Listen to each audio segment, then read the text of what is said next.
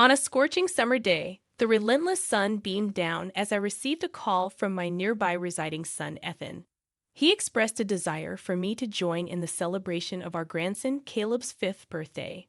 Armed with a carefully chosen gift alongside my husband, Robert, I made my way to Ethan's house. Upon ringing the doorbell, Ethan, upon opening the door, subtly signaled with a nod that I should contribute to the party preparations. Suppressing any unease, I utilized the available ingredients in their kitchen to prepare dishes for Caleb, the birthday boy. As I arranged them on the dining table, aiming for a vibrant display, Ethan's wife, Sarah, interrupted, stating that it was sufficient as they were expecting friends soon. Confused by her remark, Ethan chuckled and advised me to leave the gift and depart swiftly. Feeling somewhat embarrassed, I cast my gaze downward. Robert, observing the couple's behavior, whispered that this might be the last time. Reflecting on my own educational journey, I recognized that society often harshly perceives those who drop out of high school. While I never regretted my decision, societal judgments sometimes weighed on me. Fortunately, Robert, with his impressive academic background, never judged me based on titles, teaching me that true elites don't solely assess others based on education. Married to Robert, we became parents to Ethan, believing in shared parenting responsibilities. However, due to strong requests from Robert's parents, they took a significant role in Ethan's upbringing. Gratefully accepting their offer, I later regretted it as it seemed Ethan had two sets of parents, impacting his character negatively. When we disciplined him, Robert's parents tended to spoil him. As Ethan matured, his arrogance and selfishness became apparent. His reluctance to face challenges and his biased judgments seemed to stem from the dual parenting structure. This behavior intensified after Ethan graduated from grad school, openly disrespecting me due to my educational background. Recognizing that not everyone shared Ethan's attitude, I drew strength from Robert's kindness and refused to let Ethan's words affect me. However, I couldn't shake the concern that his behavior might alienate people. Despite contemplating discussing it with Robert, I hesitated, realizing that significant change might only come with a major event. Despite my reservations, Ethan entered a new phase in his life after graduating from grad school. He joyfully announced his intention to marry Sarah, an elegant woman he had known since high school. Though Sarah, like me, had dropped out of high school, Ethan showed no disdain for her background, contrary to some past experiences. Excitement filled the air as we decided to gift them a lavish photo shoot to celebrate their union. This gesture symbolized our support for their journey together. At first, I believed Ethan's choice of a life partner signaled growth and maturity. However, reality hit when Sarah called for help with their malfunctioning vacuum cleaner shortly after they began married life. Suppressing initial thoughts about contacting the manufacturer, I headed to their high-rise apartment in downtown New York. Upon reaching their room, I was surprised to find both Sarah and a child inside, someone I hadn't met before. Assuming it was a relative's child they were looking after, I refrained from mentioning it. The purpose of my visit was to inspect their faulty vacuum. As I opened it, I discovered that the filter was completely clogged. While replacing it, I couldn't help but wonder if they were aware of the need to change filters regularly. The vacuum started working smoothly again, and Sarah, genuinely surprised, thanked me, admitting she didn't know vacuums could get like that. In that moment, I questioned if she was joking, unsure of whether her ignorance about vacuum maintenance was genuine or a playful remark. As I glanced around, I couldn't ignore the laundry haphazardly hung up and the wrinkled tablecloths. It dawned on me that Sarah might not excel in household chores, a trait I hadn't noticed during our initial meeting. Anticipating potential future calls for basic household matters, I decided to provide Sarah with a brief tutorial. Sarah, I began about the vacuum filter, only to be interrupted by her casual response. Oh, when it gets full again, can you take care of it? Taken aback by her nonchalant attitude, she continued, Ethan told me that if there's any trouble, I should just get you to handle it. Speechless, I realized that even Ethan's wife, Sarah, regarded me as little more than a maid. Despite Ethan's history of looking down on me, I never expected this from his spouse. It became clear that Ethan had been communicating his dismissive attitude towards me to Sarah. Reflecting on my misguided assumption that Ethan had matured because he married someone without a college degree, I felt ashamed of my previous naivety. From that point on, whenever Sarah felt lazy or uninterested in household chores, she exploited Ethan's willingness to summon me to finish all their tasks. Late evening calls from Ethan became routine, usually requesting me to make dinner, clean up, or expressing a vague desire for something American, which entailed burdensome shopping in preparation. Once I was tasked with babysitting, only to discover that the child I had previously seen at Ethan's house was Caleb, Sarah's 5-year-old son from her previous marriage. Unaware of this detail during our initial meeting, I refrained from probing into their past and simply followed instructions.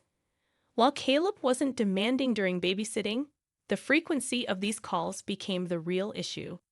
Despite having my own plans and commitments, I found myself summoned day and night by Ethan and Sarah. Any delay on my part resulted in an earful, gradually leading my life to revolve around their needs, extending beyond household chores shared with Robert. This added responsibility took a toll on me, and sleep alone couldn't alleviate the growing fatigue. Not wanting to burden Robert, who was busy as a company CEO, I attempted home exercises and self-massages, acknowledging my limitations as an amateur. One summer morning, amidst frequent broadcasts warning of smog and heat stroke risks, I felt unwell and spent an extra 30 minutes in bed. Robert, accustomed to my routine, noticed and expressed concern. Although our trust was strong, I hesitated to admit my ailment. Eventually, I turned down his offer to accompany me to the doctor, instead requesting a day of rest without chores. However, even in my weakened state, Ethan's phone continued to ring. Answering with a weary body, I was instructed, as usual, to clean and look after Caleb at Ethan's place. Wanting to uphold my promise to Robert, I informed Ethan about my condition and expressed my inability to come that day. Ethan, dismissing my right to refuse, asserted, "We've got an unavoidable commitment, so you better be here," hanging up before waiting for my response. Despite my fatigue, the thought of leaving little Caleb alone compelled me to push through and head over to Ethan's place. Upon returning home, I discovered that Ethan and Sarah had already left, leaving half-eaten dishes and scattered branded clothing everywhere. With a weary body, I forced myself to clean up, letting out a sigh.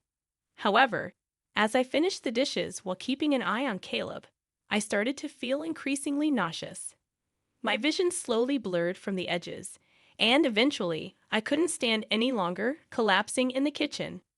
Caleb, engrossed in coloring in the living room, was unaware of my condition as I lay on the floor, my only ability being a weak awareness. I couldn't even call out, helplessly curled up.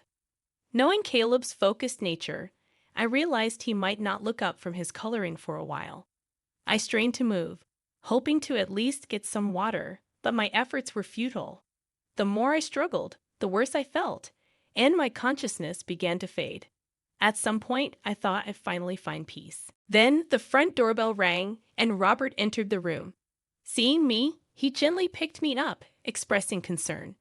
He assured Caleb, "I'm going to take your grandma home, okay? You'll be all right by yourself." Caleb, looking worried, nodded. Robert brought me to his house, hydrated me, and carried me to bed.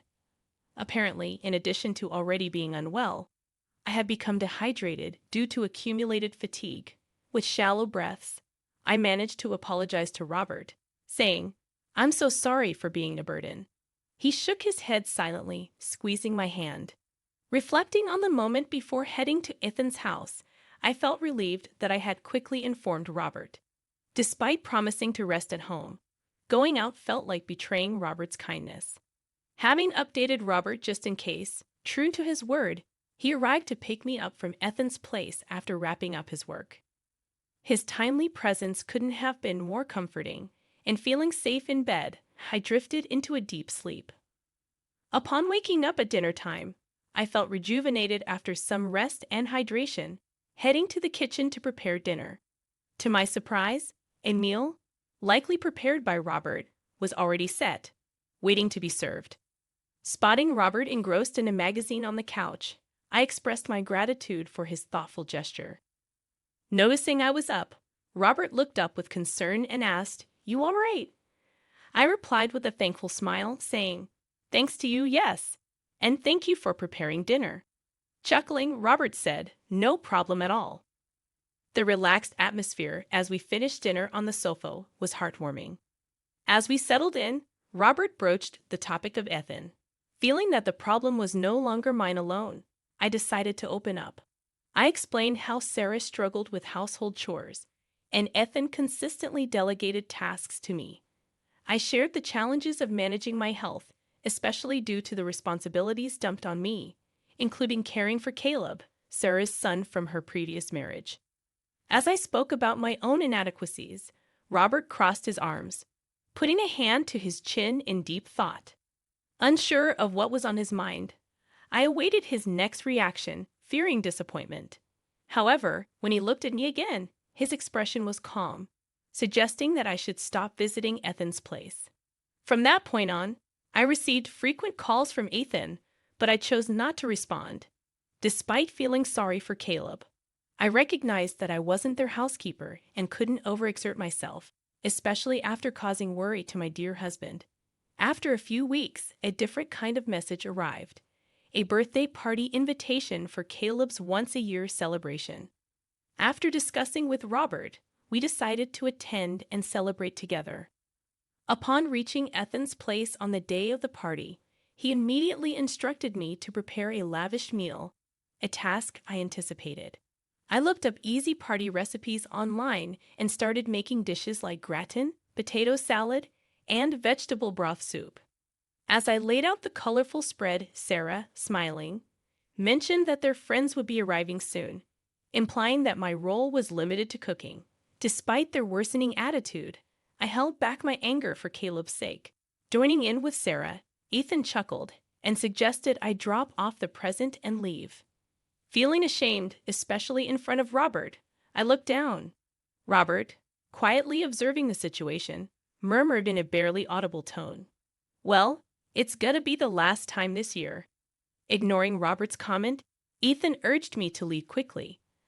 Unable to directly celebrate Caleb's birthday, Robert and I left Ethan's house, overwhelmed with guilt.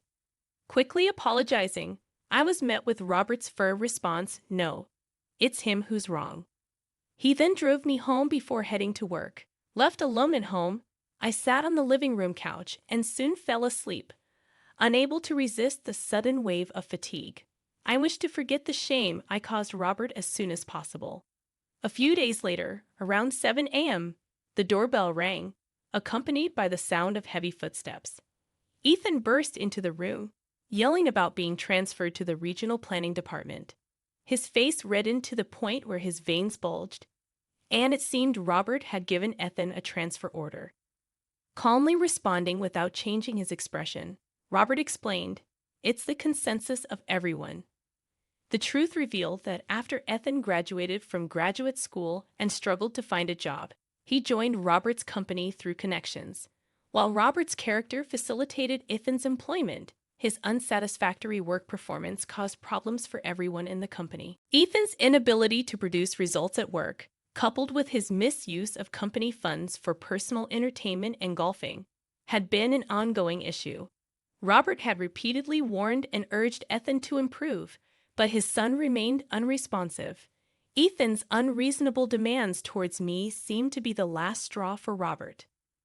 With the company's impending international expansion, Robert decided to transfer Ethan to a regional miscellaneous task department with the support of the executives. Robert, who had always believed in people's capacity to change, had held out hope for Ethan's sincere improvement. However, Ethan's consistent lack of growth seemed to have exhausted Robert's patience. The transfer marked a significant fall in Ethan's standing both within the company and his family. When Robert explained the reason for the transfer and told Ethan that he wouldn't recognize him until he cooled down and repented, Ethan trembled. In a desperate attempt, he warned Robert about not seeing his grandson again, referring to Caleb.